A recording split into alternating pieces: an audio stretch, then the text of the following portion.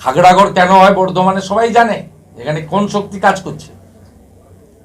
যে সংগঠনগুলোকে ভারত সরকার নিষিদ্ধ করেন দেশবিরোধী কাজের জন্য, পিএফআই বলুন, সিমি বলুন, তারা এখানে পুনর্জীবিত হয়, তাদেরকে এখানে বাঁচিয়ে রাখা হয়। ভোট ব্যাংকের রাজনীতি আগে সিপিএম করতো, এখন সেটা তৃণমূল সেই কাজটা করে। মুসলিম লোক, তাকে হিন্দু নাম দিয়ে এই বর্ধমান থেকে মাদ্রাসা থেকে সার্টিফিকেট দেওয়া হয়েছে, তার নাম পরিবর্তন করে দিয়েছে মাদ্রাসা থেকে। দেশ বিরোধী কাজের আগড়া হয়েছে, জঙ্গিদেরই তো সরকার। খাগড়াগড় কেন হয় বর্ধমানে সবাই জানে। এখানে কোন শক্তি কাজ করছে? যে সংগঠনগুলোকে ভারত সরকার নিষিদ্ধ করেন দেশবিরোধী কাজের জন্য, পিএফআই বলুন, সিমি বলুন, তারা এখানে পুনর্জীবিত হয়, তাদেরকে এখানে বাঁচিয়ে রাখা হয়। ভোট ব্যাংকের রাজনীতি আগে সিপিএম করতো, এখন সেটা তৃণমূল সেই কাজটা করে। যে পিএফআই, সিমি, জামাত, হেফাজত, আপনার বর্ধমান থেকেই সিএ কে এনআরসির নাম করে দাঙ্গা তো এখান থেকে সিদ্দিকুল্লাহ শুরু করেছিল, মনে নেই আপনার? 2019 সালে কি হয়েছিল? আজকে সিএ ইমপ্লিমেন্ট হয়েছে, কোনো লোকের নাগরিকত্ব গেছে নাকি? সিএ হচ্ছে নাগরিকত্ব দেওয়ার আইন। সেদিনকে কি বলেছিল এই বর্ধমানে, এই যে জাতীয় সড়ক অবরোধ করেছিল মাদ্রাসার ছাত্রদের নিয়ে, যারা 18 বছর পেরোয়নি, নাবালক, সিদ্দিকুল্লাহ চৌধুরী দাঁড়িয়ে থেকে এখানে অবরোধ করে প্রথম আগুনটা জ্বালিয়েছিলেন তো এই বর্ধমান থেকে। তো বর্ধমানেই তো খাগড়াগড় কাণ্ড, কারা যুক্ত জানেন না? গুজরাটের স্বরাষ্ট্রমন্ত্রীর প্রেস স্টেটমেন্ট দেখুন। একটা মুসলিম লোক, তাকে হিন্দু নাম দিয়ে এই বর্ধমান থেকে মাদ্রাসা থেকে সার্টিফিকেট দেওয়া হয়েছে, তার নাম পরিবর্তন করে দিয়েছে মাদ্রাসা থেকে। দেশ বিরোধী কাজের আগড়া হয়েছে। এটা হিন্দু মুসলমানের বিষয় নয়, এটা ভারতীয়দের সঙ্গে অভারতীয়দের লড়াই। যারা অরিজিনাল ভারতীয় মুসলিম তাদেরকেও ভেবে দেখা উচিত যে খাল কেটে কুমির নিয়ে আসা হচ্ছে, তাদেরও জমি যাবে, তাদেরও রেশনে ভাগ পড়ছে। এটা ভারতীয়দের সঙ্গে অভারতীয়দের রাষ্ট্রবিরোধীদের লড়াই, এখন হিন্দু মুসলমানের লড়াই নয়। বাংলায় কি জঙ্গি মডিউল আবার সক্রিয় হচ্ছে? কি মনে হচ্ছে? জঙ্গিদেরই তো সরকার। সিমির সঙ্গে যুক্ত থাকা ইমরানকে রাজ্যসভায় পাঠায়, সাম্প্রদায়িক সম্প্রীতি নষ্ট করেন যিনি, তার সিদ্দিকুল্লাহ চৌধুরী রাজ্য মন্ত্রিসভায় স্থান পায়। তা যোগ্যদেরই তো সরকার। সরকারটা কি ভদ্রলোকের নেই? 72টা জায়গায় বিএসএফ কে মেলা তৈরি করার জন্য, কাঁটাতার দেওয়ার জন্য জমি দেয় না মুখ্যমন্ত্রী। ল্যান্ড অ্যাকুইজিশন তো কালেক্টরের হাতে। 72টা জায়গা উন্মুক্ত পশ্চিমবঙ্গে, যেখান দিয়ে যে কেউ বাংলাদেশ থেকে ঢুকতে পারেন, বেরোতে পারেন। স্বরাষ্ট্রমন্ত্রী অমিত শাহজি নবান্নতে এসে মিটিং করেছিলেন এই জন্য 2022 সালে, রিজিওনাল মিটিং। আমরা যখন জিজ্ঞেস করেছিলাম ওনাকে যে আপনি এসেছিলেন কেন, বলে আমার মূল উদ্দেশ্য ছিল এই মিটিংটাও করা, সাথে সাথে মুখ্যমন্ত্রীকে অনুরোধ করা যে দেশের স্বার্থে আপনি 72টা জায়গায় খোলা আছে, আপনি জমি দেন, বিএসএফ কাঁটাতার জুটতে পারছে না, প্রোটেক্টেড হচ্ছে না আমাদের দেশের সীমান্ত। এখনো যারা আপনাদের মধ্যে বা অন্য যারা তৃণমূলকে ভোট দেন, প্লিজ রিথিঙ্ক। কোন জায়গায় যাচ্ছে কল্পনাও করতে পারছেন না আগামী 10 বছর পরে কোথায় যাবে পশ্চিমবঙ্গ। তাই আমি তাদের পাশে থাকার অঙ্গীকার করে গেলাম, এবং এটা ক্লোজলি মনিটরিং হবে। জেলা প্রেসিডেন্ট করছে, তার টিম কাজ করছে, আমিও পার্সোনালি মনিটরিং করব। করে আবার বুধবারের পরে বসা হবে, বা আমার প্রতিনিধি আসুক, আমি আসি, কথা বলে বলে প্রত্যেককে, আমাদের এই বুথ কর্মীদেরকে আমরা বাঁচিয়ে রাখবো।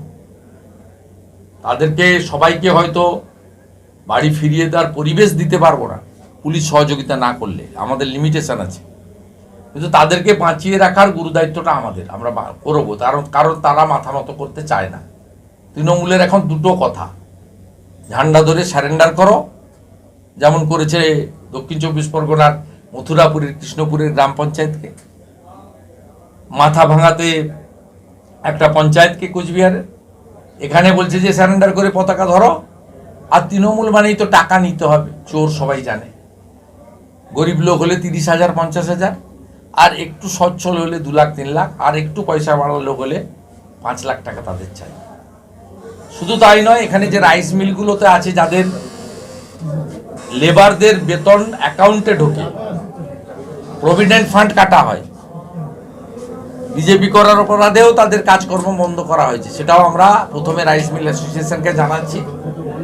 তারা যদি এটা টেক আপ না করে, তাহলে আমরা এটা আইনের আশ্রয় নিই। কেউ বলছেন বাড়ি গেলে কি করব, মুদির দোকান ছিল, চায়ের দোকান, ভেঙে গুড়িয়ে দিয়েছে। আমি সেখানে গিয়ে দোকানটা তৈরি করবো কি করে, আমার তো কিচ্ছু নেই, আমি তো একদম পেনিলেস, কোনো অর্থই নেই আমার কাছে।